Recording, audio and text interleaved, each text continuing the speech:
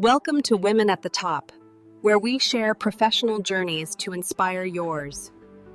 Hello, I'm your host, Max Zhang, founder of Human Prosperity. Today, I'm excited to have Ewelina on the show. Hello, everyone. I'm Ewelina Kurtys. I'm a neuroscientist by background. I'm working currently on future of artificial intelligence, which are biocomputers, living computers built from living neurons. Yeah, that sounds pretty interesting. Tell us more about it. So we are a startup based in Switzerland, and we have a dream of building living computer. So what we do in our lab, we are culturing living neurons, the same as we have in our heads, and we try to program them. So we put them on electrodes, and we send them electrical signals, and we also measure the response.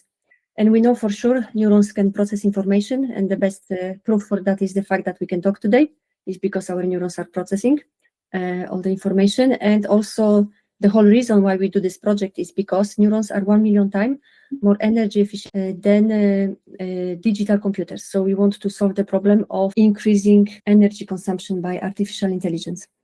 Yeah, it's definitely a big problem to solve. With AI usage, a lot of power is just running out, and it's great to actually find a better solution than simply just building more nuclear power plants or other places to increase energy. Tell us a little bit more about the computer. Like, how is it better than normal computers aside from energy? So actually, we don't want to do anything different than digital. We want to match the performance of digital computer. But what is important that we will be able to provide AI, which will be much cheaper, so also much more accessible. And today we see that AI is using increasing amount of energy. So in the future, this lowering the price, lowering the energy consumption will be a very, very important problem. I see. That's definitely a good start just to match the current performance. And have you achieved that? Well, no, we are just at the beginning of the journey. So we are trying to program neurons. So far, we managed to store 1 bit of information. So this is very early stage of the development. It's really long-term project. It's very challenging, very difficult, but we believe it makes sense long-term to solve this AI problem. But we believe that we build the computer in around 10 years, so it's really long-term. What can you do today? Today, as mentioned, we were able to store 1 bit of information. So today, what you can do in our lab is mainly you can do fundamental research on biocomputing, but you cannot really compute anything. So it's rather testing, interacting with neurons. You send them electrical signals. You can also send them chemical signals because we have such options. You can send to neurons, for example, dopamine. But this is more actually still fundamental research. It's not really, we don't have a computer. But we have a lot of people interested in the project. And we actually started to collaborate with the universities from all over the world because our lab is available remotely. So you can do experiments in our lab totally remotely by never coming to Switzerland. It's not necessary.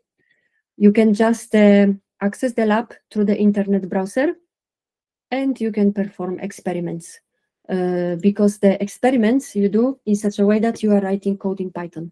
So that's really easy to do this also remotely. So we have actually currently universities from all over the world who are working with us.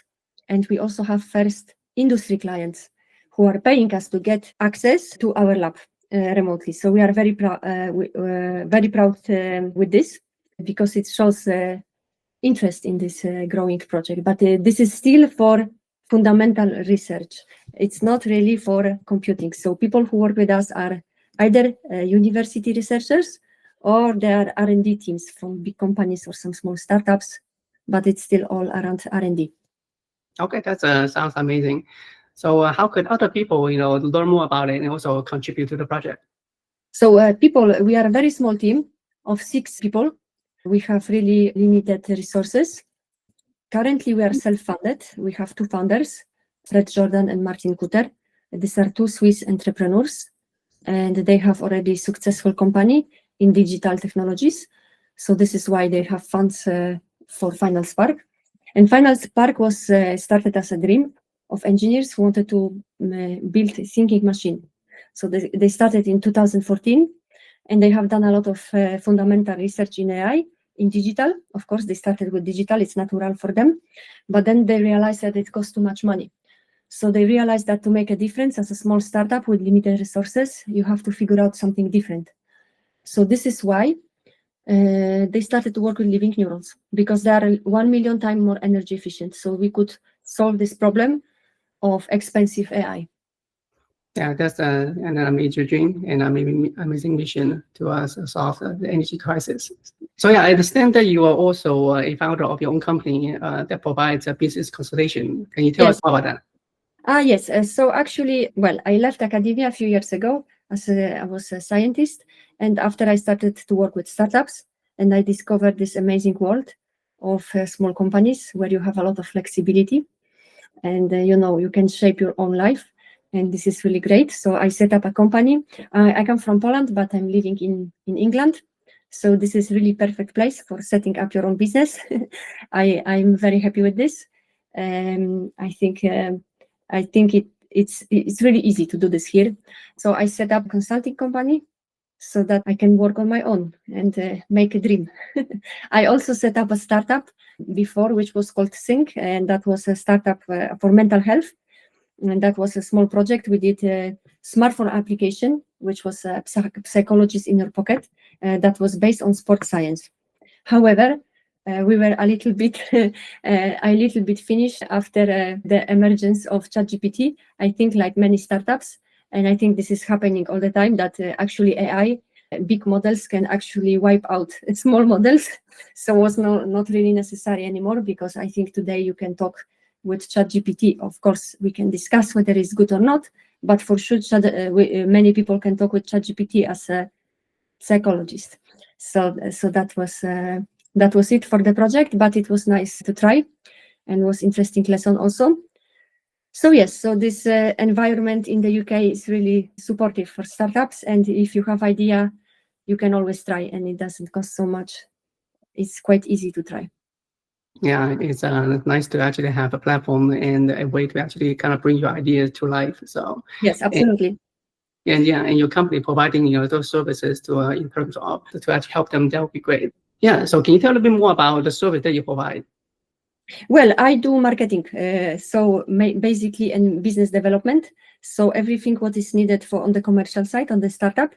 And when you are working with a small startup, it's really exciting. Usually you have to do everything, kind of a little bit, because every new project requires totally new approach.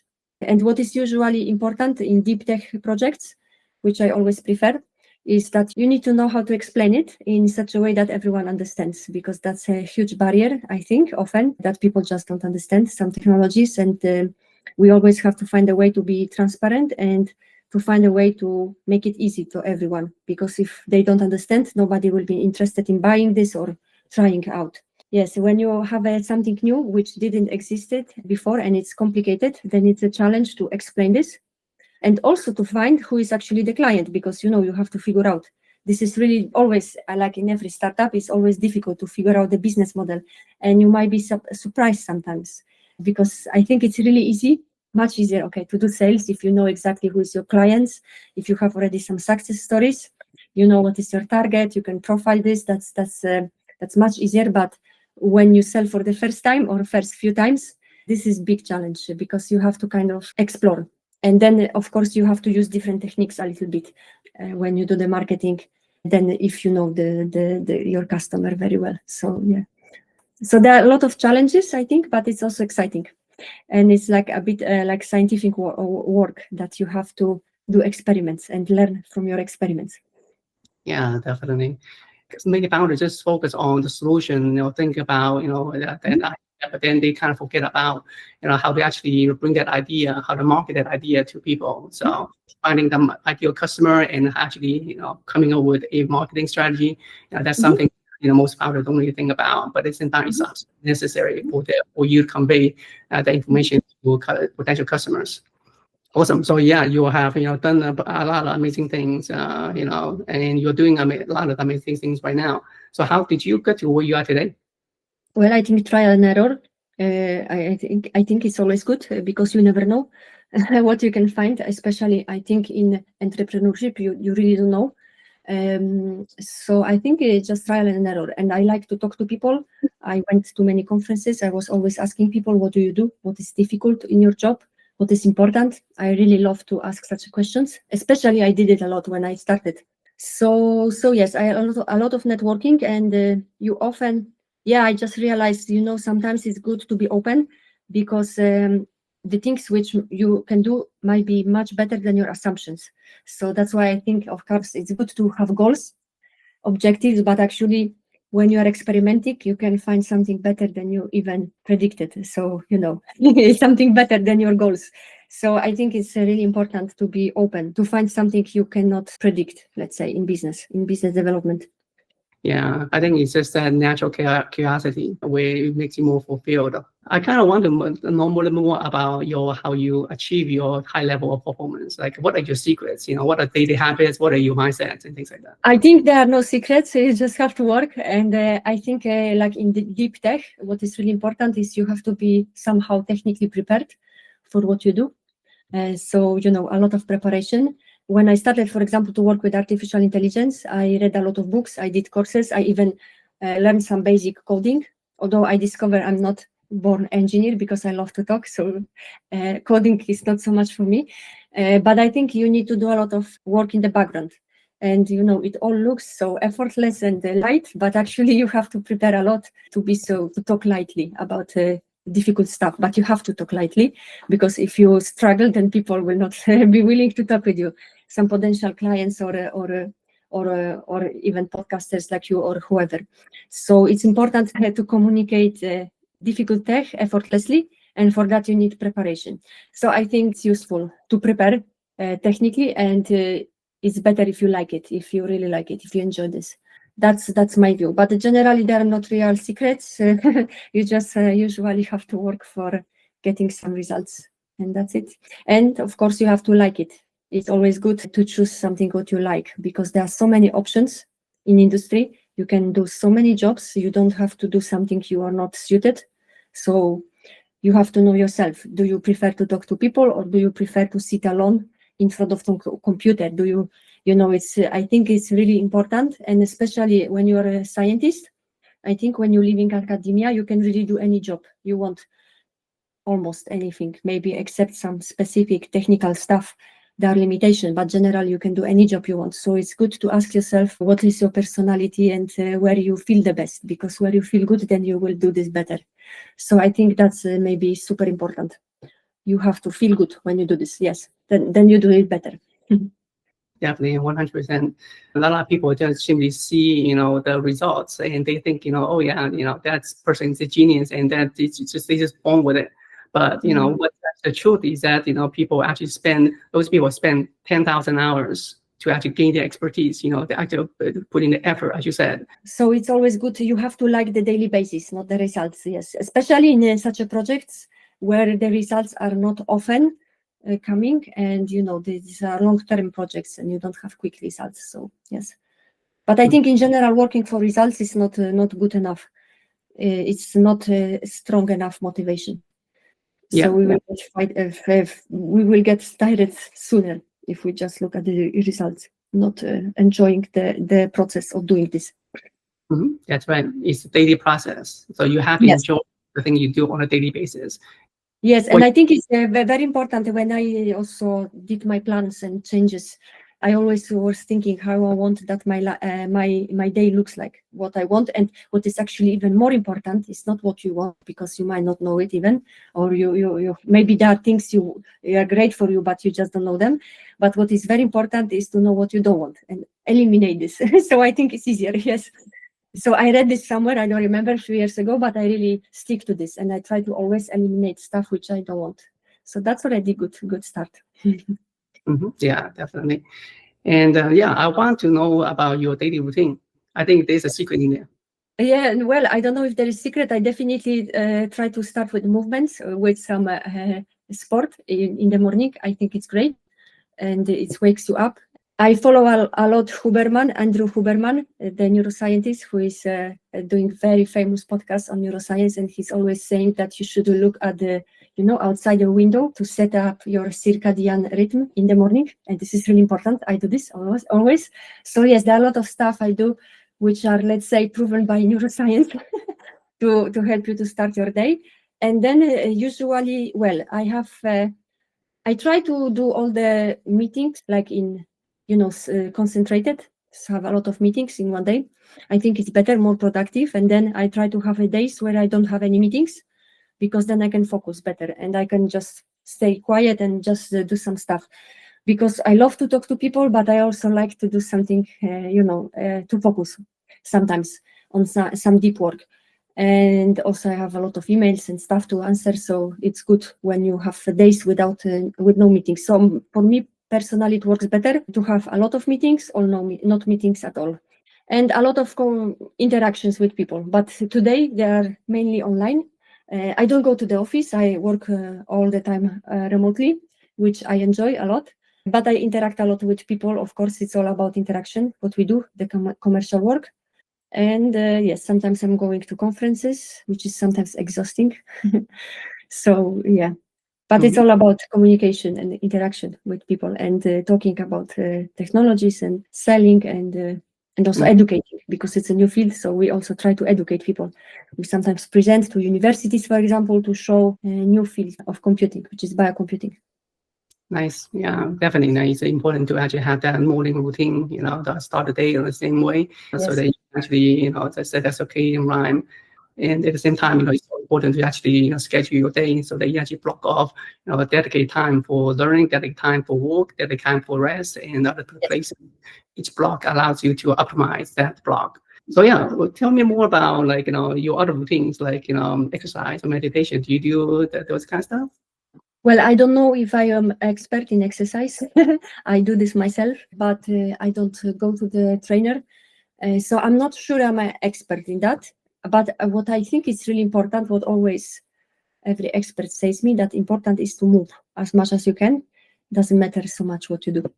It's just the movement is important to keep doing something, because we are not made for sitting, and we get really, I think our bodies deteriorate significantly if you are sitting all the time. And you can see this clearly, especially when we age. There is huge difference between people who move and who don't, or generally between people who care about themselves and don't. So with age, all this comes out. But I think I could only say movement, any type of movement is good. Yeah, definitely. When you move, that's when the lymphatic system actually cleans out all the toxins and your body. So, and it's entirely revitalize you. So, doing movement is definitely the key goal here. Is what you eat? Like, do you eat? Special? I also don't know if I'm an expert. I think what is important is to cut sugar and alcohol and processed food. These are, I think, 3 things which you should cut out. And I've been experimenting a lot with ketogenic diet to cut out the sugar completely and to move to fat metabolism with on the ketones, which gives a lot of energy. Yeah, I think these 3 things I mentioned is good to do. Another thing, I'm currently considering quitting the caffeine, but I still have to do some more research. I think there are probably not a clear answer for whether caffeine is really healthy for us or not. But when I look at some friends who are not drinking caffeine, actually they have more energy. So I think it's a good idea. Actually, the ideal thing is just to drink water, eat vegetables and meat, but it's difficult to go to this perfection because we are all the time, we have so many temptations. We are surrounded by so many stuff. Very tempting, very bad for us, but very tempting and very cheap, very easy to reach. So it's a challenge of today's person always to actually resist all the temptation. So I would say elimination is a big challenge of today world in general. Elimination of excessive information, excessive food, we have too much of everything. Yeah, and it doesn't help when you have advertisements or constantly on a daily basis telling you how yummy this food is. Yes. I recently watched a program on My Body. It's called Wild Fit. It's an amazing program telling you about food and what your relationship to food. And one of the information actually it said about caffeine.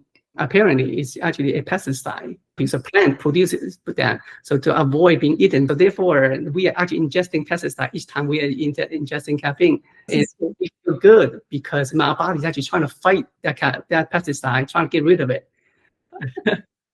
Yes, you are right. So yes, it's my next big challenge. I hope to achieve next year, because now, okay, I'm too busy, but I need to find the time and energy for this. It's not easy to quit coffee after so many years of constant addiction. Yes.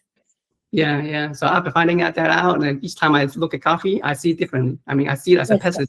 I no longer see it as like, amazing thing that gives me energy, but now I see it as a pesticide. It's like, okay, do I really want to drink this pesticide?